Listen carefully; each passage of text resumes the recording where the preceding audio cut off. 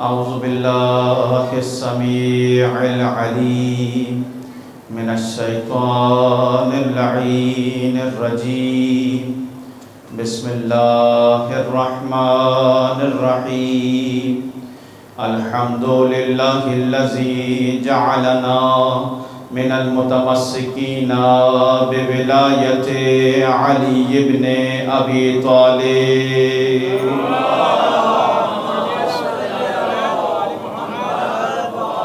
ثم الصلاة والسلام على أشرف الأنبياء والمرسلين خاتم النبيين سيدنا ومولانا أبي القاسم محمد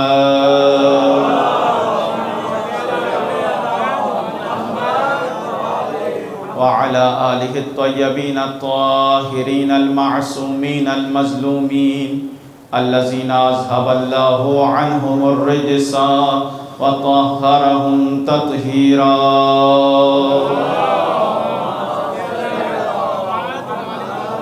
ولعنة الله على أعدائهم أجمعين من يومنا هذا إلى يوم الدين أما بعد فقد قال الله المنان في كتابه التبيان بسم الله الرحمن الرحيم ولو أن قرآنا سيرت به الجبال أو قطعت به الأرض أو كلم به الموتى بل الله الأمر جميعا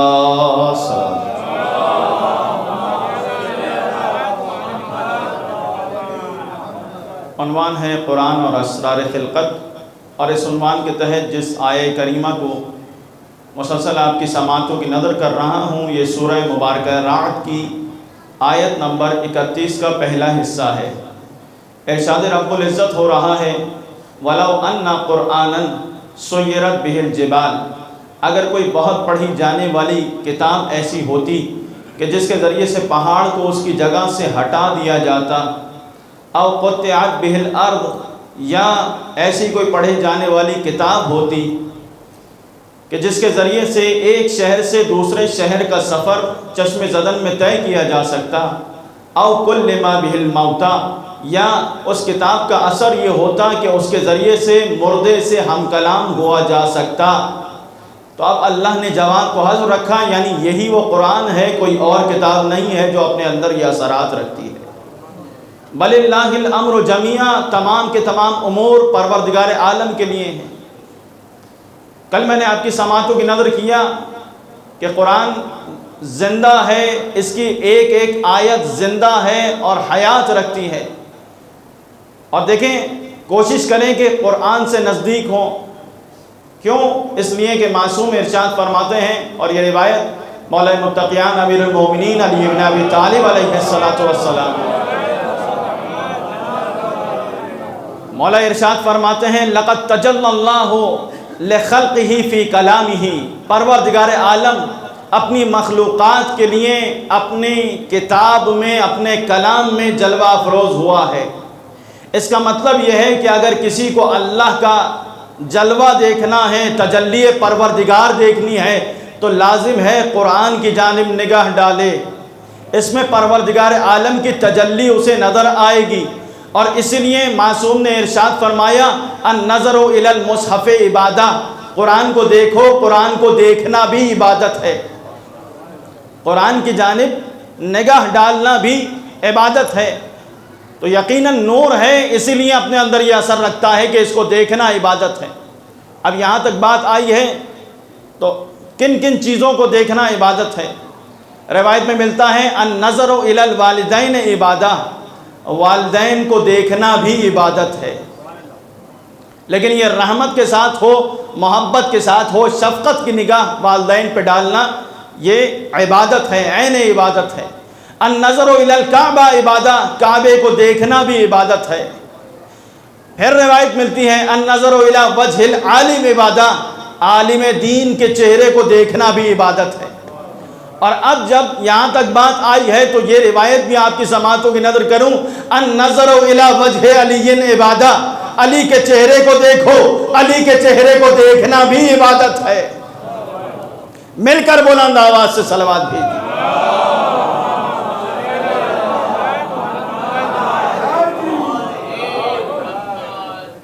کیسے عبادت ہیں؟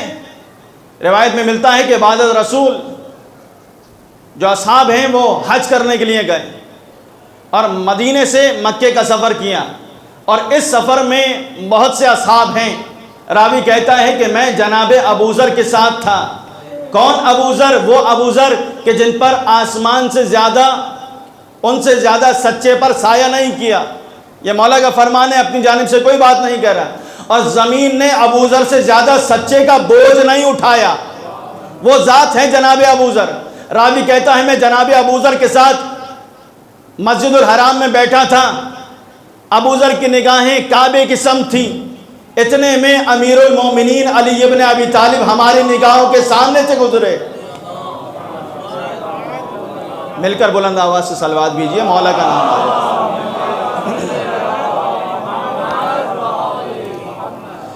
راوی کہتا ہے اب تک وہ ابو ذر کے جو کعبے کو دیکھ رہے تھے، اب ان کی نگاہیں علی ابن ابی طالب پر متمرکز ہو گئیں، اور اس طرح سے دیکھنے لگے کہ نہ نگاہوں کو جھکاتے ہیں، نہ پلکوں کو جھپکتے ہیں، نہ نظروں کو جھکاتے ہیں۔ ایک مرتبہ راوی کہتا ہے میں نے ابو ذر سے کہا اے ابو ذر انک لتنظر الیہ فما تقلا عنہ، ایسے دیکھ رہے ہو کہ جیسے نگاہوں کو گاڑ دیا ہو۔ یہ روایت کا جملہ ہے، اپنی طرف سے کوئی اضافہ نہیں۔ تقلا یعنی گاڑ دینا، ایسے دیکھ رہے ہیں کہ جیسے نگاہوں کو گاڑ دیا ہے، نگاہوں کو ہٹاتے نہیں ہیں، پلکوں کو جھپکتے نہیں ہیں۔ ایک مرتبہ راوی کی طرف مخاطب ہو کر ابو ذر نے کہا میں ایسا اس لیے کر رہا ہوں اس لیے کہ میں نے اپنے حبیب کو یہ فرماتے ہوئے سنا ہے النظر الی وجہ علی عبادہ، علی کے چہرے کو دیکھو، علی کے چہرے کو دیکھنا بھی عبادت ہے، علی کے چہرے کو دیکھنا بھی عبادت ہے۔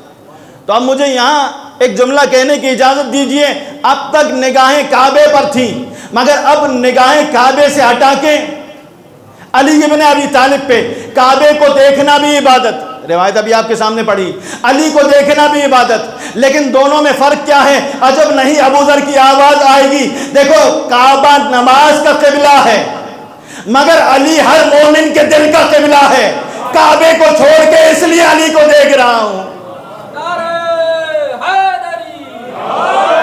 مل کر بلند آواز سے صلوات بھیجئے۔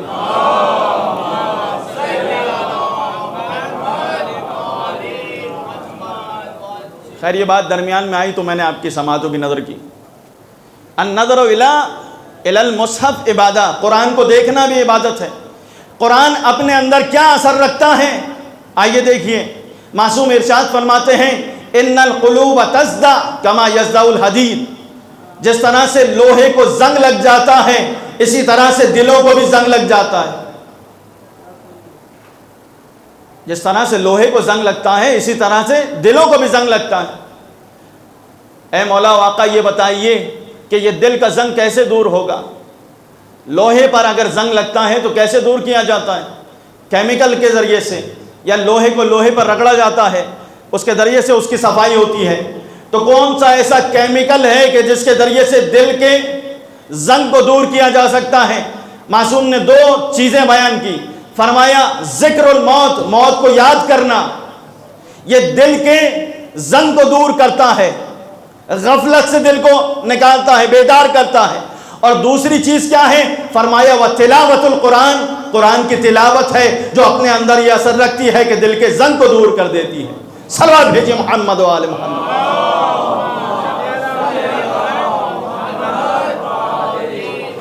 لہذا لازم ہے کہ انسان اپنی زندگی میں قرآن کو لے کر آئے، اور جب یہ قرآن انسان کی زندگی میں آئے گا، آپ جاب پر گئے ہیں، جاب سے واپس آئیں، گھر کے اندر بچوں کو لے کر بیٹھیں، ایک صفحہ قرآن کا ترجمے کے ساتھ پڑھنے کی کوشش کیجیے، آپ دیکھیں کہ خود آپ کے گھر کے اندر تبدیلی آئے گی۔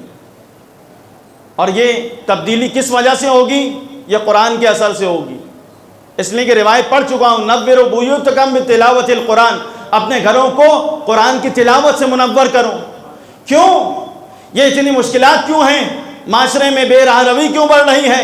اس لیے کہ گھر سے وہ تربیت نہیں ہو رہی، قرآنی تربیت جو لازم ہے وہ نہیں ہو رہی۔ جب قرآن سے دور ہوں گے تو یہی نتیجہ نکلے گا معاشرے میں، یا کوئی اور نتیجہ نکلے گا؟ کوئی نتیجہ اس کے علاوہ نہیں ہے۔ آج ان بچوں کے ہاتھ میں کہ جن بچوں کے ہاتھ میں قرآن ہونا چاہیے تھا، موبائل ہے، سب کے ہاتھوں میں مل جائے گا۔ ہم سے زیادہ وہ بچے بہتر جانتے ہیں موبائل کو استعمال کرنا، اور ایسے نگاہیں اتنی تیز ہو چکی ہیں کہ آپ پاسورڈ لگا بھی دیجئے تو ان کو معلوم ہوتا ہے کہ اس پہ کیا ہے، کھول لیتے ہیں بعد میں آ کے۔ تو دیکھیے، یاد رکھیں، یہ بچوں کے ہاتھ میں موبائل نہیں ہونا چاہیے، قرآن مجید ہونا چاہیے۔ ہے یا نہیں ہے؟ کیا چیز بہتر ہے؟ وہ موبائل دینا بہتر ہے یا قرآن دینا بہتر ہے؟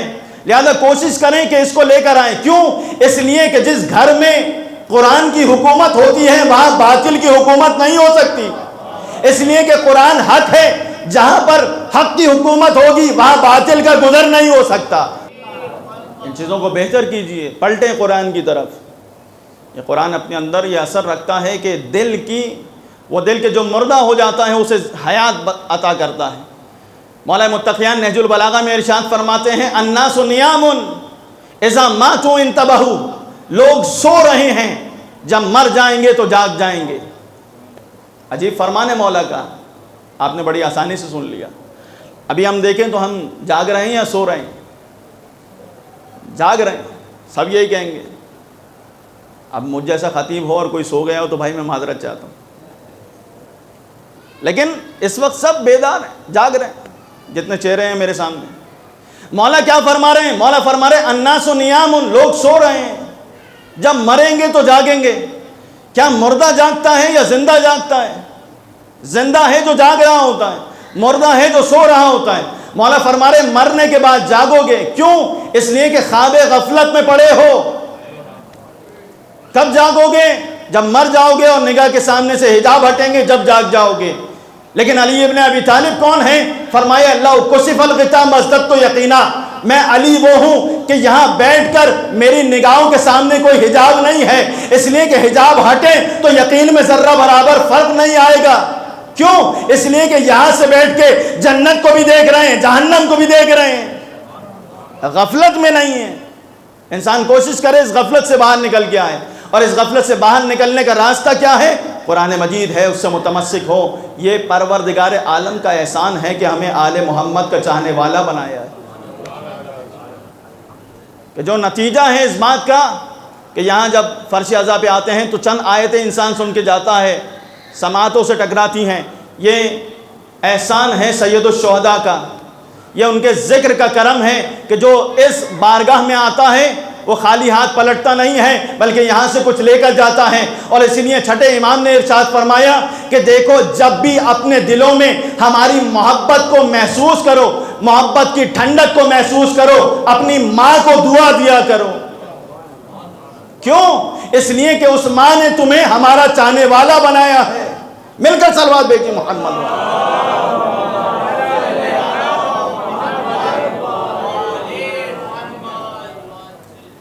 اب چونکہ عنوان ہے اور مجھے ایک آیت آپ کی سماعتوں کی نظر کرنی ہے، بہت سی آیات ہیں اس موضوع میں، لیکن ایک آیت پڑھ رہا ہوں آپ کے سامنے۔ سورہ مبارکہ انبیاء آیت نمبر 30 ہے۔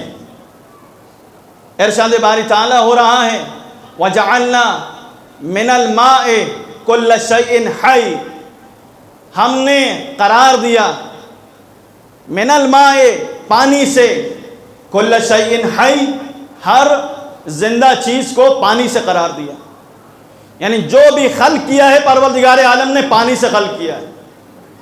اور اب اگر آپ دیکھیں تو یہ قرآن کا دعویٰ ہے 1400 برس پہلے، ہے یا نہیں ہے؟ میرا موضوع ہے قرآن اور اسرار خلقت، تو یہ جو خلقت عالم میں راز ہیں ان میں سے ایک پانی ہے، آب ہے۔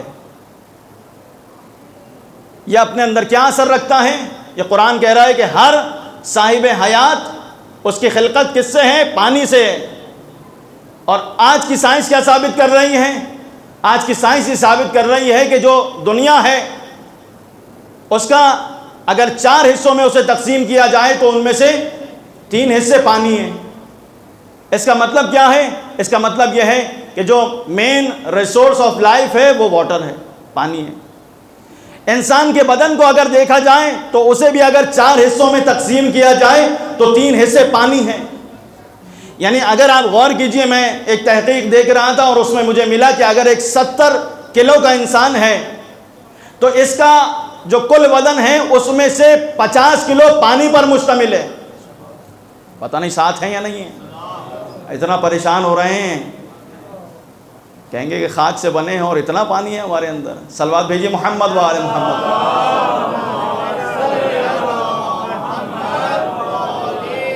یعنی اگر 70 کلو کا ایک انسان ہے تو اس کا 50 کلو وزن پانی پر مشتمل ہے. کتنی چیزیں پانی کے اوپر موقوف ہیں. خود اگر آپ غور کریں گے تو زمین پہ بھی آپ کو پانی ملے گا, فضا اور ہوا میں بھی پانی ملے گا, اور زیر زمین جائیں گے تو بھی پانی ملے گا. اس کا مطلب یہ ہے کہ جو مین سورس ہے لائف کا وہ کیا ہے؟ وہ یہی پانی ہے, اور اسی پر حیات موقوف ہے. تو مجھے یہ جملہ کہنے کی اجازت دیجئے, آج کی سائنس اس بات کو ثابت کر رہی ہے. آیا سائنس آگے ہے, قرآن آگے ہے؟ پتہ نہیں تھک کے سن رہے ہیں.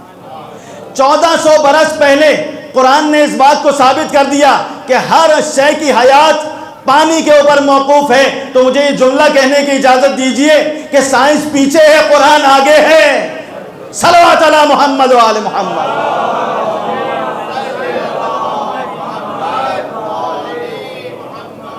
اور اب آپ دیکھیے کہ یہ کتنی اہمیت کا حامل ہے. جو تحقیقات ہیں وہ اس بات کو ثابت کر رہی ہیں کہ آنے والی جو جنگیں ہوں گی وہ اسی پانی پر ہوں گی. ایک ملک دوسرے ملک سے لڑے گا تو کس چیز پر؟ پانی کی وجہ سے. ہمارے ملک کو بھی اسی جنگ کا خطرہ ہے. پروردگار عالم پاکستان کو استحکام عطا فرمائے, ترقی عطا فرمائے, حکمرانوں کو عقل و شعور عطا فرمائے. تو دیکھیں, ایک ملک کی دوسرے ملک سے جنگ اس پانی کی وجہ سے. اور نہ صرف ملکوں میں جنگ ہوگی بلکہ آنے والے زمانے میں جو جنگیں ہوں گی وہ ملکوں کے اندر بھی پانی پر ہو رہی ہوگی. پاکستان کے رہنے والے ہیں, آپ اتنے پریشان ہو کے سن رہے ہیں. تو یہ ہیں مسئلے مسائل یہاں پر. صوبوں میں آپس میں جنگ ہے پانی کے اوپر کہ ہمارا پانی انہوں نے لے لیا, انہوں نے ہمارا پانی. ایسا ہے یا نہیں ہے؟ تائید کریں, سر ہلائیے, صلوات بھیجیے محمد و آل محمد.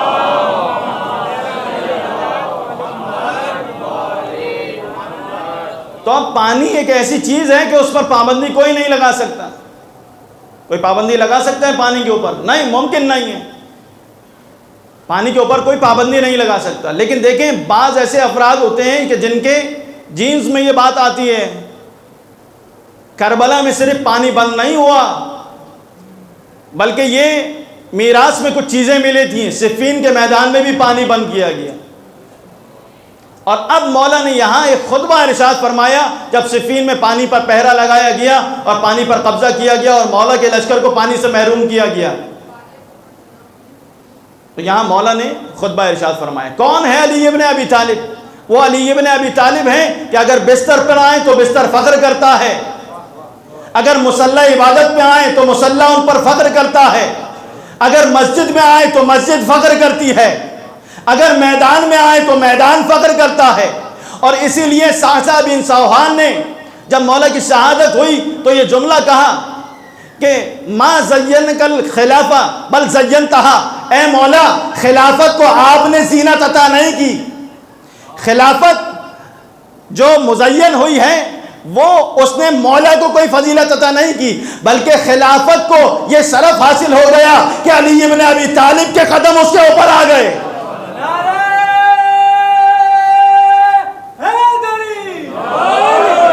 یہ خلافت کے لیے شرف ہے. تو مولا بہترین خطیب ہیں. نہج البلاغہ کو اٹھا کر دیکھیے, یہ جو مولا کے خطبے ہیں یہ کتنے برس کے ہیں, کتنے عرصے کے ہیں. یہ جو ظاہر خلافت کے 4 ساڑھے 4 سال ہیں اس کے درمیان کی بات ہے. اس سے پہلے مطیع محض ہیں. کوئی خطبہ کوئی کلام آپ کو اس طرح سے نہیں ملے گا. کہاں ملے گا؟ یہاں ملے گا آپ کو. نہج البلاغہ تمام جو خطبے ہیں وہ مولا کی ظاہری حکومت کے. تو اگر علی بولتا ہے تو قرآن بولتا ہے. نہج البلاغہ کے متعلق سب نے یہی کہا کہ دونا کلام الخالق فوق کلام المخلوق. یہ قرآن کے بعد جو کتاب ہے نہج البلاغہ معمولی نہیں ہے بلکہ یہ خالق کے کلام سے کمتر ہے, مخلوق کے کلام سے برتر ہے. اسی نہج البلاغہ میں جب صفین پر پانی پر پہرا لگایا گیا تو مولا نے 2 جملے ارشاد فرمائے. فرمایا یہ پانی بند ہیں، اگر اسی طرح سے رہنا ہے تو جو ذلت کی زندگی ہے اس سے عزت کی موت بہتر ہے۔ پتہ نہیں ساتھ ہیں یا نہیں؟ مولا نے دو جملے کہے، یا اسی طرح سے رہو اور ذلت کی حیات پالو، یا جنگ کرو، پانی لے لو اور مر جاؤ۔ تو مولا نے دو جملے کہے اور چند سیکنڈوں کے اندر اس کا نتیجہ کیا نکلا؟ اس کا نتیجہ یہ نکلا کہ پانی پر قبضہ کر لیا گیا۔ مولا کی فوج گئی اور پانی پہ قبضہ کیا۔ اب جب مولا نے پانی پر مولا کا کنٹرول آیا تو بہت سے اصحاب مولا کے آئے اور آ کے کہنے لگے، قرآن کی آیت ہے، اس آیت کو پڑھا، کہا عاقبوا مثل ما عوقبتم، ان کے ساتھ ویسا ہی کرو جیسا انہوں نے ہمارے ساتھ کیا ہے۔ پتہ نہیں ساتھ ہیں یا نہیں ہے؟ یعنی انہوں نے ہم پر پانی بند کیا، ہم بھی ان پر پانی بند کریں گے، جیسی کرنی اردو میں کہتے ہیں ویسی بھرنی۔ لیکن مولا کی سیرت کیا ہے؟ مولا نے فرمایا یہی تو اس میں اور مجھ میں فرق ہے۔ وہ اور ہوتے ہیں جو پانی پہ قبضہ کر کے بند کر دیتے ہیں، ہم اور آل محمد ہیں، ہم اور ہیں، اس لیے کہ ہم پانی پر قبضہ کرنے کے بعد دشمن کو بھی سیراب کرتے ہیں۔ بہترین خطیب تھے مولا متقیان۔ جب کسی نے کہا کہ مولا کیا ممکن ہے کہ جو سب سے زیادہ عربی زبان میں لفظ استعمال ہوتا ہے اس کے بغیر خطبہ ارشاد فرمائیں؟ مولا نے سوال کیا وہ کون سا لفظ ہے؟ کہا الف کا لفظ ہے۔ مولا نے پورا خطبہ فی البدی ارشاد فرمایا۔ یہ وہ خطبات نہیں ہیں کہ جو بعد میں کہے گئے ہیں، سوال کے بعد فوراً فی البدی کہنا۔ مولا نے خطبہ ارشاد فرمایا، طولانی خطبہ ہے۔ پھر ایک شخص آیا اور مولا کی خدمت میں سوال کیا کہ مولا یہ جو حروف ہیں اکثر پہ نقطہ ہے، ممکن ہے بغیر نقطے کے آپ خطبہ ارشاد فرمائیں؟ تو مولا نے بغیر نقطے کے خطبہ ارشاد فرمایا۔ کیوں؟ اس لیے کہ پہلے کہہ چکا کہ تمام آسمانی کتابوں کو اگر خلاصہ کریں تو وہ قرآن بنتا ہے، قرآن کو خلاصہ کریں تو فاتحۃ الکتاب بنتا ہے، فاتحۃ الکتاب سورہ حمد کو خلاصہ کریں تو بسم اللہ بنتی ہے، اور بسم اللہ کو خلاصہ کریں تو بائے بسم اللہ، اور بائے بسم اللہ کو خلاصہ کریں تو نقطہ۔ فرمایا انا نقطۃ تحت الباء، وہ جو نقطہ بے کے نیچے ہے وہ میں علی ابن ابی طالب ہوں۔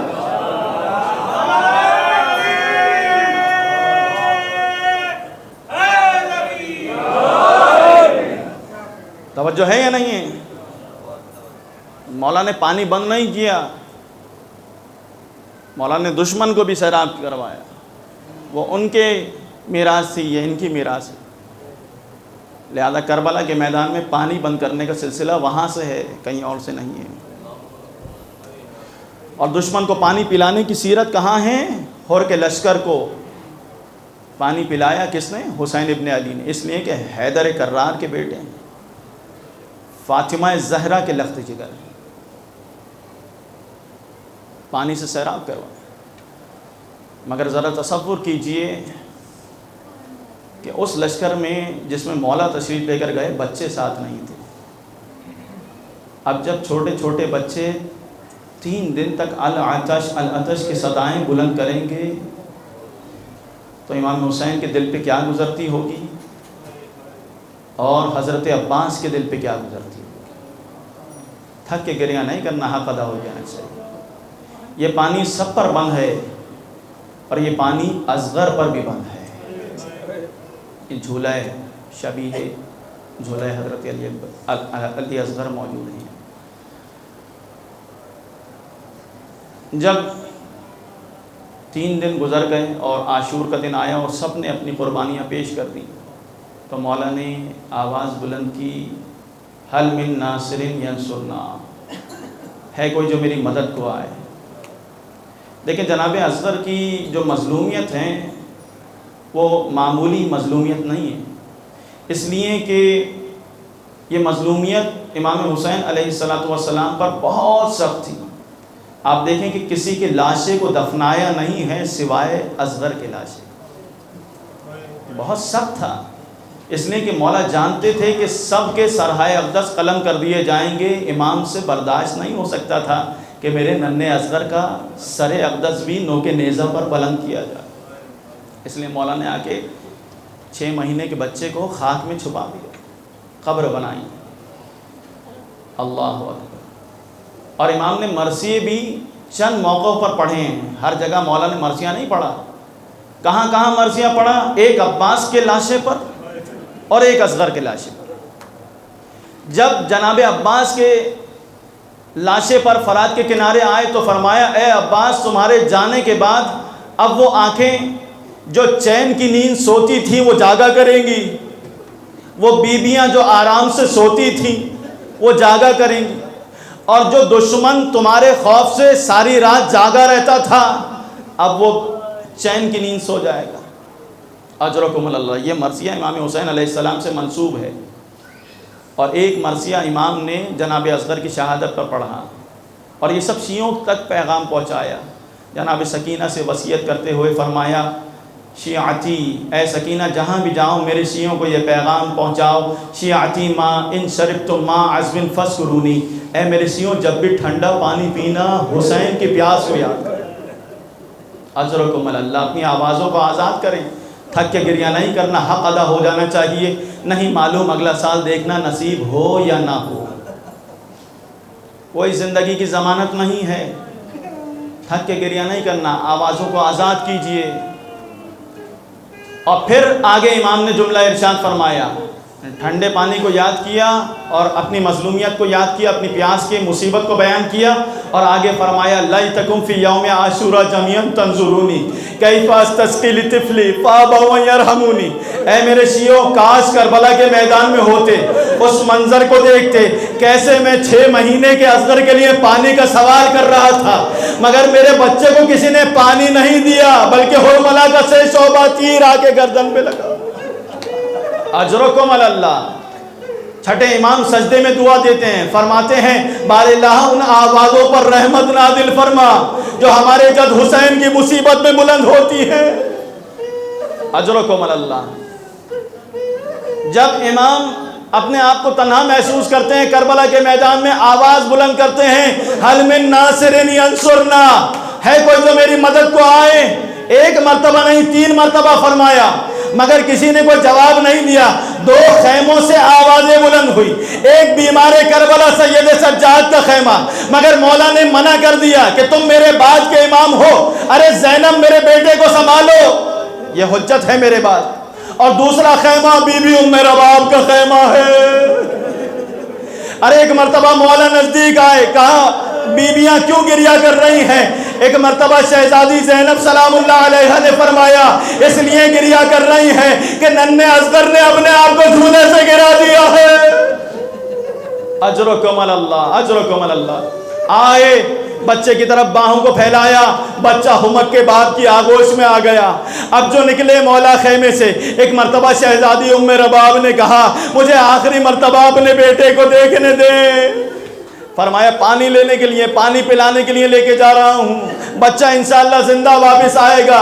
آئے کس طرح سے کہ تپتی ہوئی دھوپ تھی، مولا نے اپنی ابا کے دامن میں بچے کو چھپا لیا۔ دشمن سمجھا قرآن لے کر آئے ہیں، بیعت کرنا چاہتے ہیں، صلح کرنا چاہتے ہیں، مگر اب جو ابا کا دامن ہٹایا تو کیا دیکھا؟ 6 مہینے کا بچہ امام کے ہاتھوں پر بلند ہے۔ فرماتے ہیں ارے اگر عرب ہو مہمان نوازی کا تقاضا ہے، تمہاری دشمنی مجھ سے ہے، بچے سے نہیں ہے، اسے پانی پلا دو، ارے اس کی ماں کا دودھ خشک ہو گیا ہے۔ اجرکم اللہ، اجرکم اللہ۔ جب دیکھا کہ کوئی جواب نہیں آ رہا تو مولا نے فرمایا کیا تم میں کوئی مسلمان نہیں ہے؟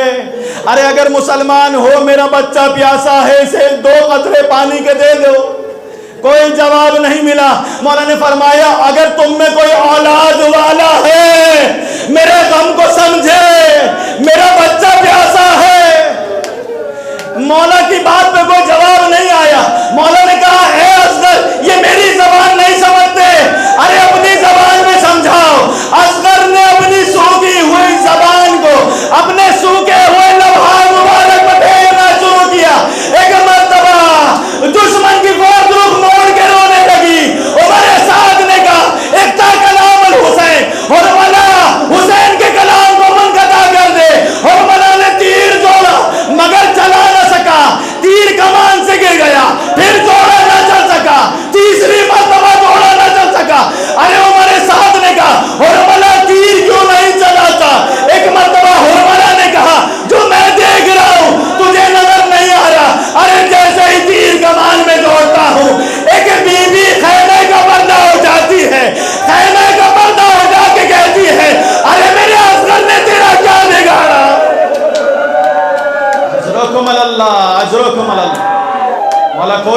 دے سوائے غم حسین۔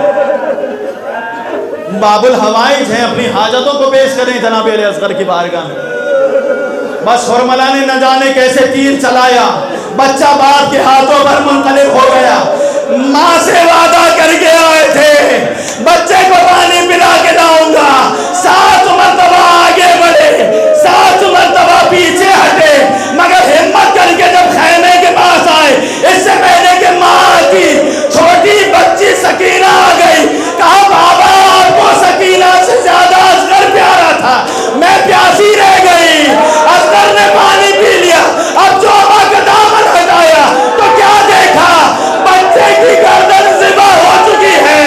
ماں نے اس منظر کو دیکھا، کہا اے اصغر، ارے تم جیسے بچوں کو بھی کیا نہیں کیا جاتا۔